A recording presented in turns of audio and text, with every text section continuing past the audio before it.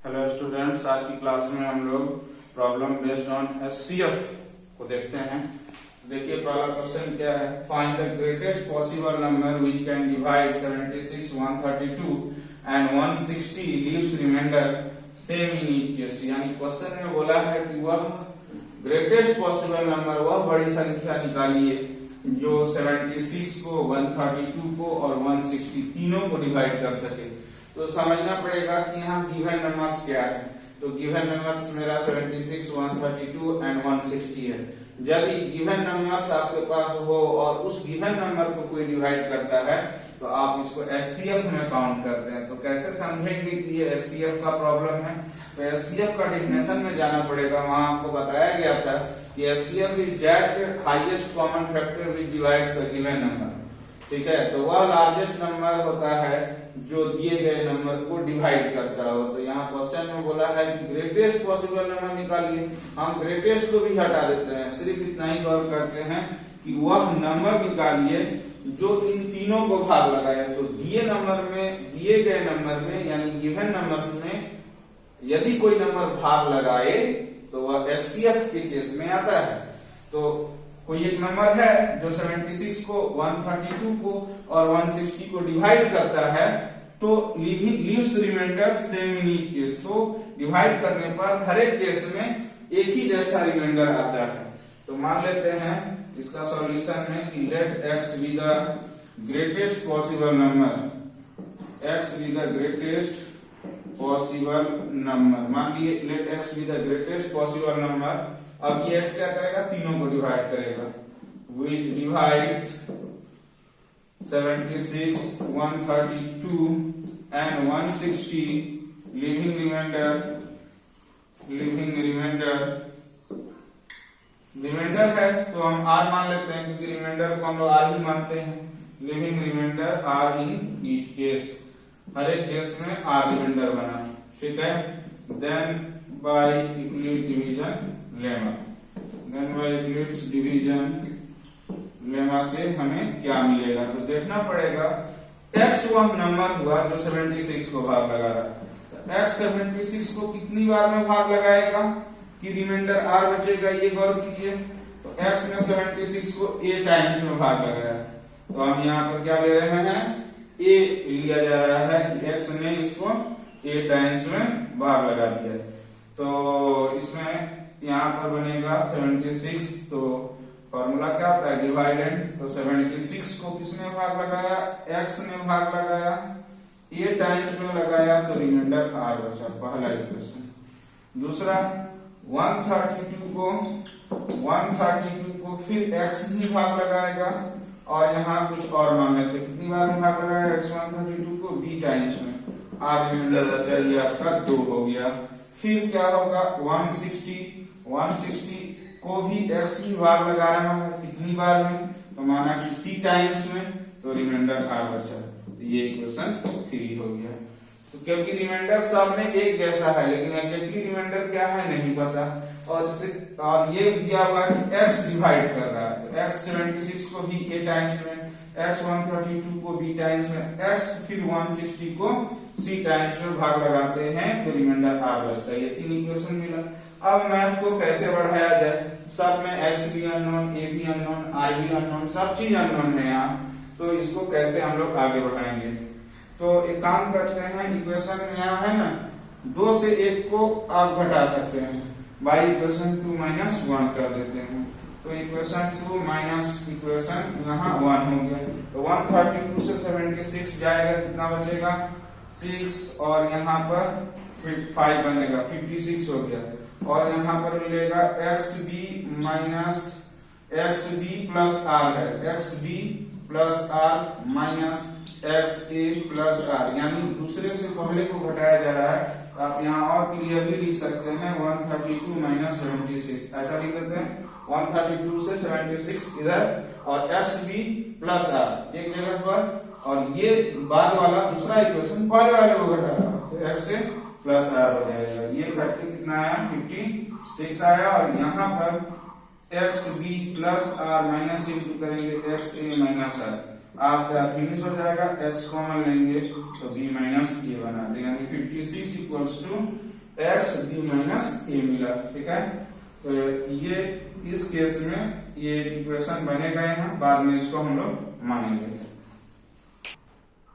तो यहाँ तो हम देखे जैसा आपकी 2 से 1 को घटाए, फिर क्या किए यहाँ सिमिलरली इक्वेशन 3 से 2 को घटाए, 2 ने 1 को माइनस किए, 2 से 1 को माइनस किए, फिर 3 से 1 को माइनस किए, तो हमें ये मिला।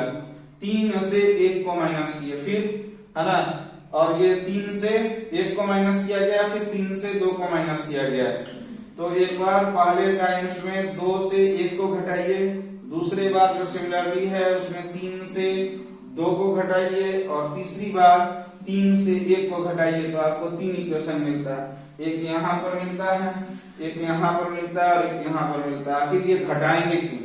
अगर हम लोग माइनस नहीं करेंगे तो कुछ भी आगे मैथ नहीं बढ़ पाएगा, क्योंकि तीनों इक्वेशन को जब आप देखते हैं तो तीनों में अननोन है, सब जगह अननोन है, तो मैथ आगे कैसे बढ़ेगा? इसलिए यहाँ पर आप घटाइए। घटाने का एक और भी यह है कि अगर हम माइनस करते हैं तो जो कॉमन है आर और आर, ये दोनों कटेगा, तो मैथ थोड़ा सा इजी बनेगा।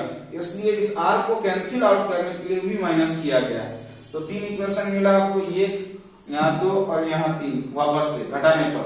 तो आप ये देखिए कि यहाँ पर x इंटू इतना है, एक कंसेप्ट है यहाँ कि अगर 8 इक्वल टू 2 इंटू 4 लिखा हुआ है, इसका मीनिंग है कि 2 इस 8 को डिवाइड कर रहा है। तो 2 8 को डिवाइड कर रहा है 4 बार में, या नहीं तो हम ये भी कह सकते हैं कि ये 4 8 को डिवाइड कर रहा है 2 बार में। तो ये अपने ऊपर सोच डिपेंड करता है कि कौन किसको डिवाइड कर रहा है। 8 बराबर 2 इंटू 4 कहने का मतलब 2 भी 8 को डिवाइड कर सकता है, 4 भी 8 को डिवाइड कर सकता है। तो इस पूरे केस में आपको यह समझना पड़ेगा, आपने माना था कि x be the greatest possible number which divides the given number, तो यहाँ भी आप समझें कि x ने डिवाइड किया 56 को b माइनस a टाइम्स में, उसी तरह से x ने 28 को डिवाइड किया c माइनस b टाइम्स में, और लास्ट में x ही डिवाइड करेगा 84 को भी c माइनस a टाइम्स में। तो तीनों केस में x ही वो नंबर बना जो इनको डिवाइड करता है। तो अगर कोई एक नंबर दिए गए नंबर को डिवाइड किया तो उस केस में हम एचसीएफ निकालते हैं। तो आपको क्या करना पड़ेगा, 56 का, 28 का और 84 का आप एचसीएफ निकाल लीजिएगा। जो आपका एचसीएफ आएगा वही आपका आंसर बनेगा। देखिए स्टूडेंट्स, इसका लास्ट पोर्शन में आपको लिखना पड़ेगा कि this now that this shows that x is that largest number which is dividing 56 को भी किया, 28 को भी किया और 84 को भी किया एग्जैक्टली, क्योंकि हर केस में आप देख रहे थे कि x डिवाइड कर रहा था 56 को भी, 28 को भी और 84 को भी एग्जैक्टली। मींस रिक्वायर्ड नंबर बराबर एचसीएफ ऑफ 56, 28 एंड 84 कितना मिला, है ना, 28 मिला। एचसीएफ इसलिए बना कि कोई एक नंबर दिए गए नंबर्स को भाग लगा रहा था, तो उस केस में दिए गए नंबर को जब आप डिवाइड करते हैं तो एचसीएफ बनता है, एचसीएफ 28 हो गया। तो ये क्वेश्चन देखिए क्या बोल रहा है कि the length breadth and height of a cuboidal room are 6.15 metre, 4.25 metre and 3.15 metre. बोल रहा है कि लेंथ ब्रेथ हाइट किसी क्यूबॉइडल रूम का यह है, लेंथ ब्रेथ और हाइट तीनों। Find the length of longest rod that can measure each of the length, breadth and height of the room completely or exactly। यानी यहाँ तक का मतलब क्या हुआ कि वह longest length निकालिए कोई रॉड का जो इनको मेजर कर सके, रूम के लेंथ, ब्रेथ और हाइट को मेजर कर सके। यानी ऑलरेडी कोई एक रूम है, उस रूम में लेंथ भी है, ब्रेथ भी है, हाइट भी है, तीनों चीज है।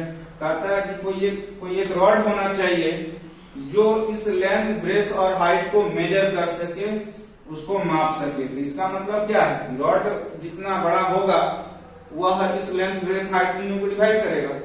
ठीक है, तो कंप्लीटली और एग्जैक्टली, क्योंकि लॉन्गेस्ट रॉड निकालना है, लेंथ ऑफ लॉन्गेस्ट रॉड जो लेंथ को, ब्रेथ को और हाइट को डिवाइड करता हो, इसका मतलब मेजर करता हो।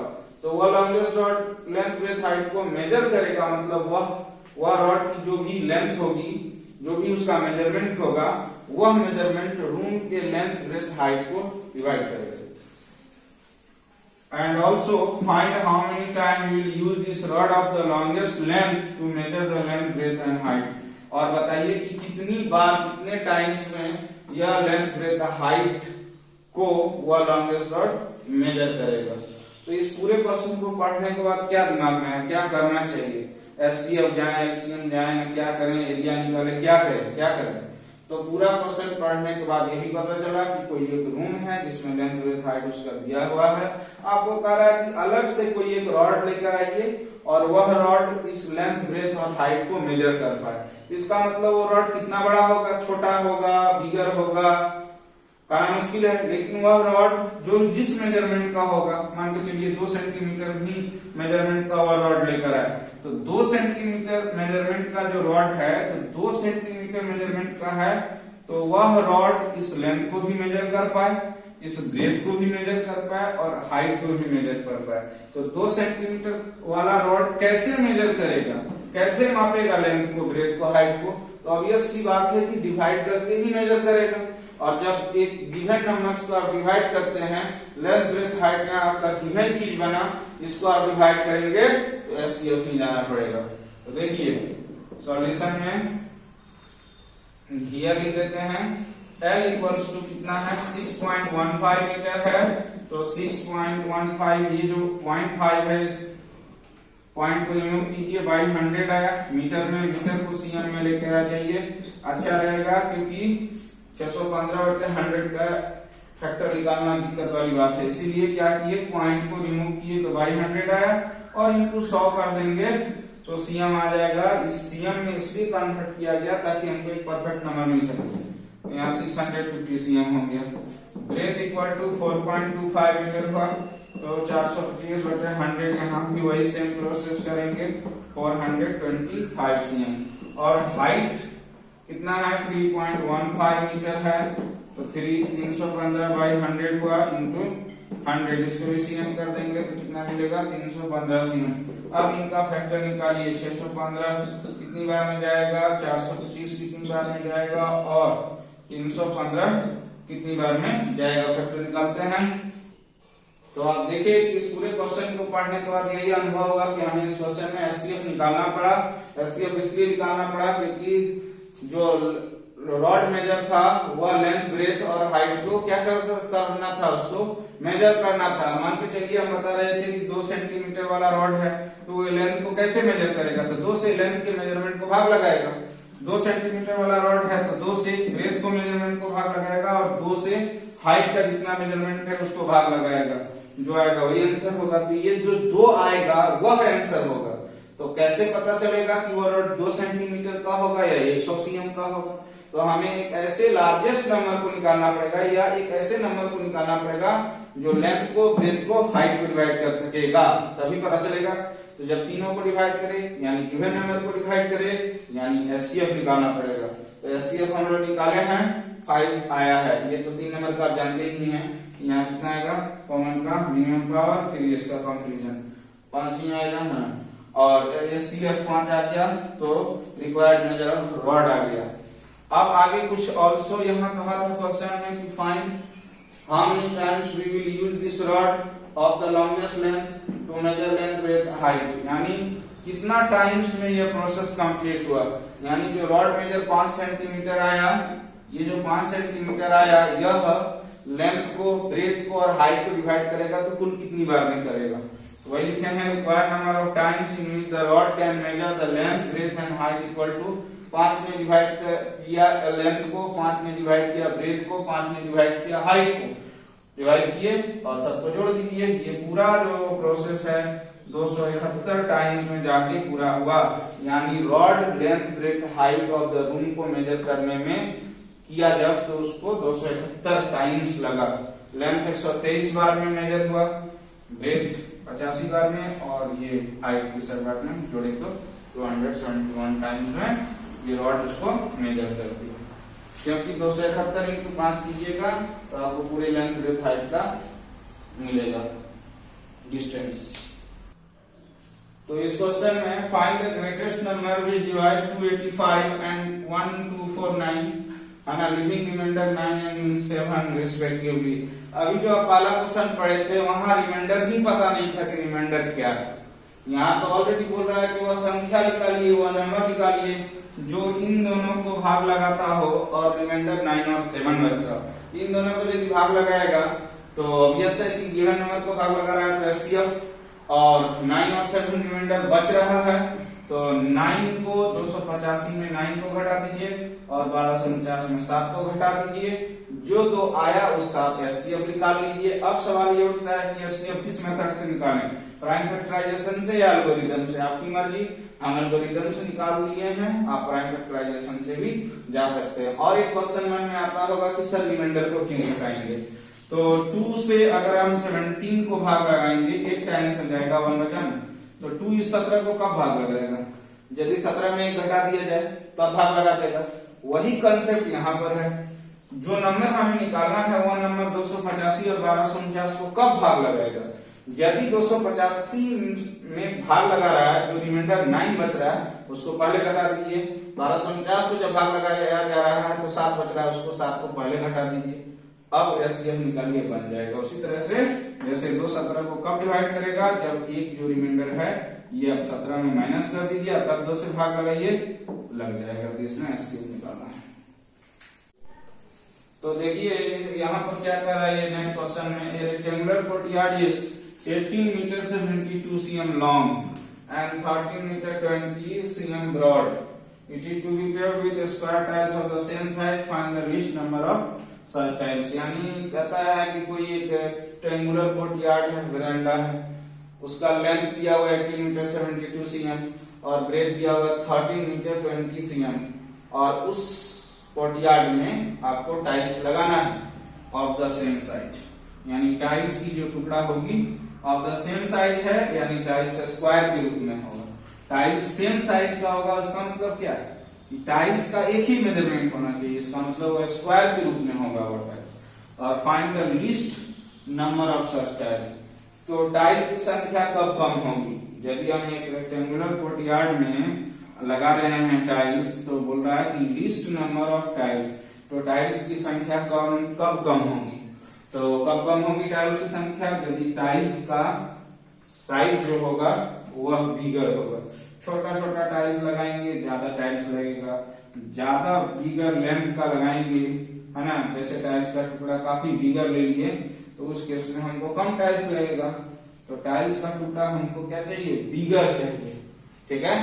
तो इसलिए इस केस में हमें क्या करना होगा, टाइल्स बिगर चाहिए, तो इसलिए कहीं ना कहीं हमको एचसीएफ की ओर जाना पड़ेगा।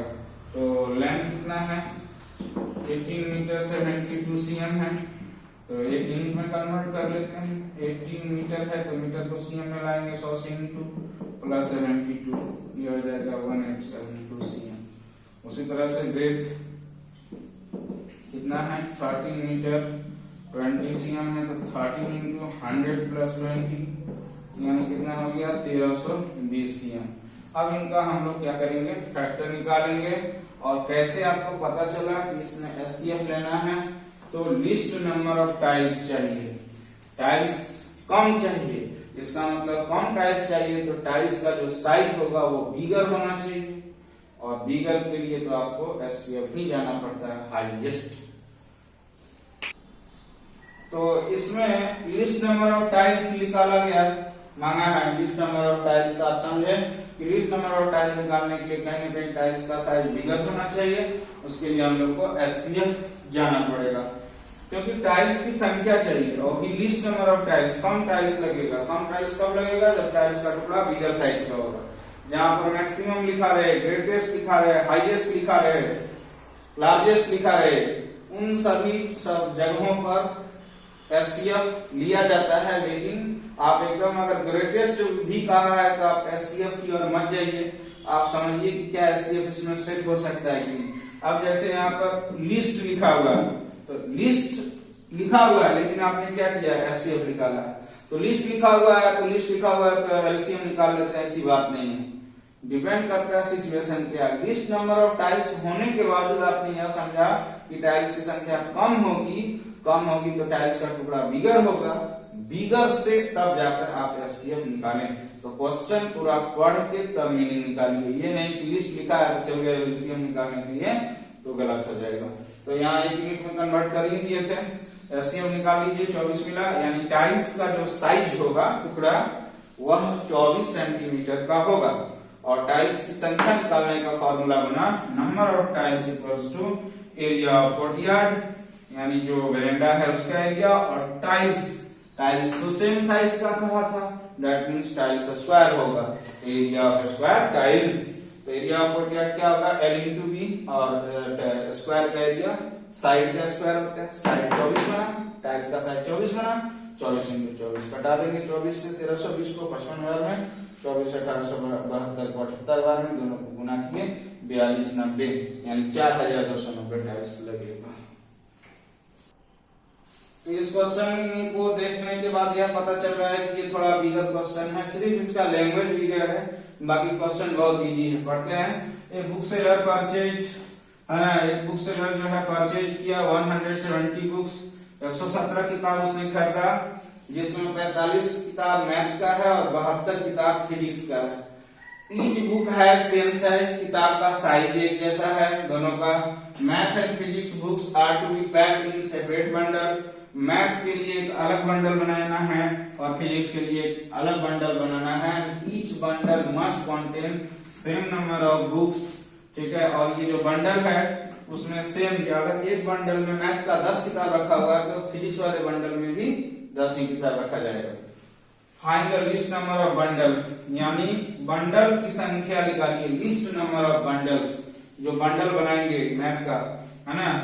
तो एक बंडल में अगर मैथ का 5 किताब तो फिजिक्स के भी एक बंडल में 5 किताब, तो उस तरह से मैथ का कितना bundle which can made for the 117 book के लिए कितना बंडल बनाना है।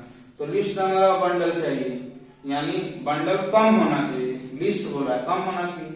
बंडल कम कैसे होगा, इसका मतलब है कि एक बंडल, जैसे ये मैथ का बंडल है तो मैथ के बंडल में किताबों की संख्या ज्यादा होनी चाहिए, ज्यादा किताब हटाएंगे एक बंडल में तब ना लिस्ट नंबर ऑफ बंडल्स आएगा। इसलिए लिस्ट नंबर ऑफ बंडल्स के लिए हम लोग को मैक्सिमम बुक अरेंज करना पड़ेगा एक बंडल में। तो इसके लिए in order to pack the books as required, we need to find the largest number which divides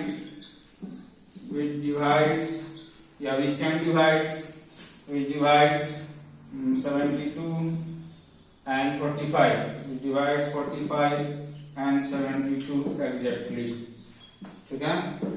इसलिए 45 का फैक्टर निकाल लें, 3 से 15, फिर 3 5 जा, फिर 5 1 जा, हो गया।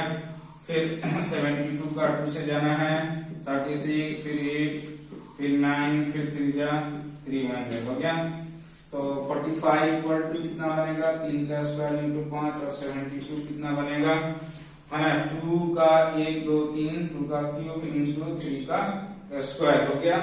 तो हमें तो लार्जेस्ट नंबर मांगा है, तो एचसीएफ कितना बना, एचसीएफ ऑफ 45 72, दोनों में जो कॉमन है 3 स्क्वायर ही कॉमन है, कितना मिला 9 मिला। तो find the list number of bundle, तो ये 9 मिला, यानी एक बंडल में 9 किताब आएगा, इसका मतलब यही हुआ। यानी मैथ के एक बंडल में 9 बुक्स मैथ का, फिजिक्स के एक बंडल में 9 बुक फिजिक्स का, इस तरह से कुल कितना बंडल। तो required number of bundles equals to कितना है, मैथ का बुक 45 किताब है, एक बंडल में 9 किताब, तो 45 किताब में कितना बंडल, बाई 9 कर देंगे, प्लस 72 उसका है फिजिक्स का, उसमें भी 9 करके बन रहा है, ये 5 ये 8, कितना बना 5 प्लस 8 13 बंडल में मैथ और फिजिक्स का मिला के 13 बंडल बना, और इस 13 बंडल में पूरा 117 किताब आ जाएगा। ये क्वेश्चन देखिए थोड़ा सा अलग है, हम लोग तो लैंग्वेज क्वेश्चन ही लिए, लेकिन उसी लैंग्वेज में एल्गोरिथम पर एक थोड़ा अलग टाइप का क्वेश्चन भी उसको भी ले लेते हैं। तो कह रहा है कि इफ डी स्मॉल डी है is the HCF of 56 and 72, find the value of x and y in d equal to इतना। यानी कहता है कि डी एचसीएफ बना किसका, 56 और 72 का। तो आप x और y की वैल्यू को निकालिए इन किसमें, in d equal to 56 plus 72y में x y की वैल्यू निकालिए and so that x and y are not unique. Obvious सी बात है, एचसीएफ की बात बोला है, तो यहाँ पर दोनों नंबर 56 और 72 में जो बिगर है उसको ही, जो स्मॉलर है वो 56 बन गया b। Then by equal to division lemma a equal to bq plus r where r greater equal to b less than b की है, और 72 इक्वल टू 56 into 1 प्लस 16 लिए, फिर 56 इधर आ जाएगा, 16 into 3 प्लस 8, फिर 16 यहाँ आएगा, 8 into 2 प्लस 0, एचसीएफ क्या बना, 8 बना। अब कैसे पता चलेगा, आपको आगे क्या करना है, तो अननोन की वैल्यू निकालना है और दो वैल्यू निकालना है, दो अननोन्स हैं, इसलिए इनका लीनियर कॉम्बिनेशन करना पड़ेगा। लीनियर कॉम्बिनेशन में मैंने आपको बताया था कि एचसीएफ रिमाइंडर के रूप में कहाँ है, यहाँ है, उसके ऊपर कुछ और है, दोनों को इक्वेशन मान लीजिए और नाम देना पड़ेगा, नाम देने के बाद से एचसीएफ बराबर 8 बना, और एचसीएफ के जगह पर, इस 8 के जगह पर 56 माइनस 16 इंटू 3 कीजिए, 56 माइनस 16 इंटू 3 बराबर 8 होगा।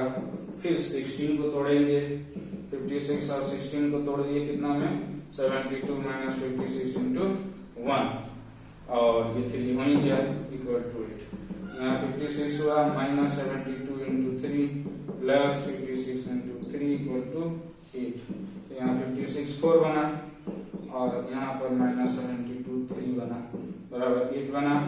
इसको लिख देते हैं 56 4 माइनस 73 2, और एचसीएफ 56 और 72 का एचसीएफ को इस रूप में लिखा गया है, 56 x प्लस 72 y।